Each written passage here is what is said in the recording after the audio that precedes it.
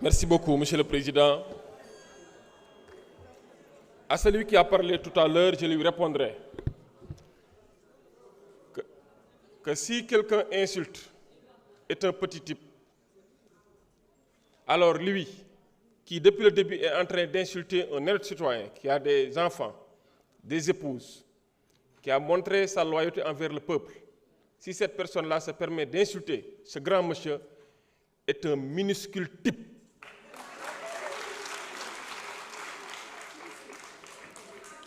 ñàkk argument xam nga règlement intérieur moo ñu tooñ parce que moo may groupe bu nekk avant la discussion générale nga demander question préalable wala au cours des discussions nga demander question préjudicielle article 83 article 84 loolu moo ko tax moom lay utiliser mais bu ñëwee joxewul benn argument pour effectivement justifier ou caractériser un seul motif valable soutenable caractérisé pour, c'est ça, pour effectivement appuyer ou soutenir une demande de question préjudicielle. Kon amul argument. Xam nga ñëw na ba waxaat ci affaire dénonciation damay bañ ñu lëndëmal seen xel. Am na ku ko wax léegi sax te bokk seen groupe mu ni est-ce que jar nañu koy bind d'autant plus que c'est déjà prévu par d'autres dispositions en matière de diffamation. C'est parce que loi bi dafa gën a leeral fii.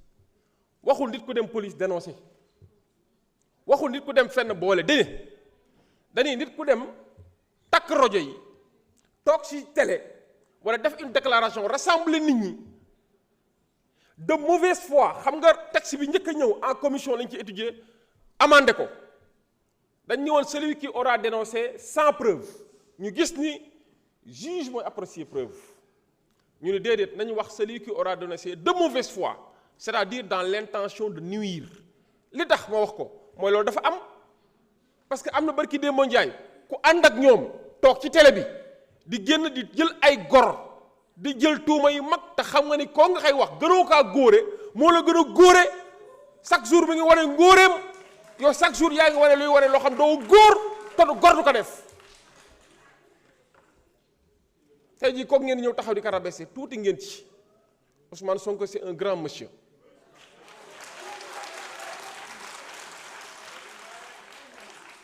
courage bi mu am ba porter lii waay da ngay nangul njombar mën a dawam loolu benn la ñaareel ba dama koy wax fii loolu Sénégalais yëpp xam nañ ko dama koy répété waat ji nga loi bi dina jàll incha allah loolu mënuñu ci dara loolu comme lettre à la poste parce que majorité qualifiée comme ni ngeen définir pouvoir da ngeen a jàppoon ni pouvoir yat la ku ko téye ginnaaw gu mu ko dóor lay ut ñun pouvoir kurus la ci ñun dañ ciy jaamu yàlla rendre askan wi li mu moom.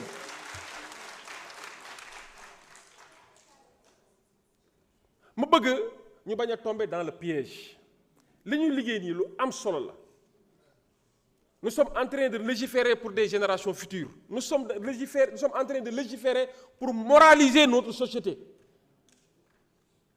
Le premier ministre démb daf ma oo ñu wax lu yàgg au téléphone ma koy rappeler benn constat bu ma defoon muy lan damaa mus a dem tribunal bu Dakar rôle d'audience bi 33 affaires inscrites au rôle sur les 33 ma gis 9 affaires d'actes contre nature man ni dëkk bi fi mu jëm baaxul dafa mel ni suñu dëkk bi muy commencé nekk dëkk góor jigéen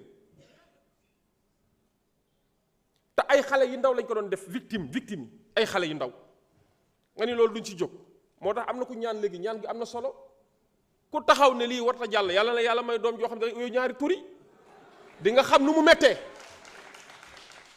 moo tax il faut qu'on soit honnête quand c'est sérieux dañoo war a teg ay mbirum considération purement politicienne parce que loi damaa jàpp ni dafa war a def œuvre pendant 50 ans pendant un siècle. La preuve, c'est une loi de 1965 qui a été modifiée en 1966. 60 ans après, nous ñëwaat fii parce qu'il y a eu l'évolution de notre société et il faut s'adapter. Am na forme de délinquance sexuelle yu am te peut-être amul woon il faut s'adapter il faut légiférer pour man ñun ñëpp waroon a toog def ndëpp national pour wax ci mais ñëw fii di agité wu di cëppi-cëppi mbott nag buy cëppi-cëppi da nga koy xaar si tuufu ndaa la cëppi-cëppi di nga ñëw ñu defal la affaire. Je vous remercie. Merci beaucoup, Monsieur le Président de la Commission. Madame le rapporteur.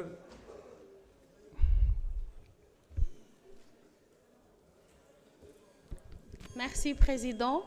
Chers collègues, cette 15e législature doit entrer dans l'histoire du Sénégal, car ce projet de loi est attendu de la population sénégalaise. Il a été donné par le gouvernement et nous devons en faire notre outil de travail et voter cette loi. Donc, je suggère à ce qu'on continue les travaux. Merci. Merci beaucoup, Madame le rapporteur. Monsieur le ministre. Monsieur le Président, je n'ai pas d'observation particulière. Merci. Merci beaucoup, Monsieur le ministre. L'auteur de la question, c'est bon? On continue. Merci. Merci beaucoup. Non, c'est bon, merci. Donc, je mets au voie donc la motion préjudicielle. Quels sont ceux qui sont pour l'arrêt des travaux? L'arrêt des travaux. Quels sont ceux qui sont pour la poursuite des travaux? On continue les travaux. Merci beaucoup. Madame Oulimata Sidibé, vous avez la parole. Abdoulaye Thomas Faye se prépare.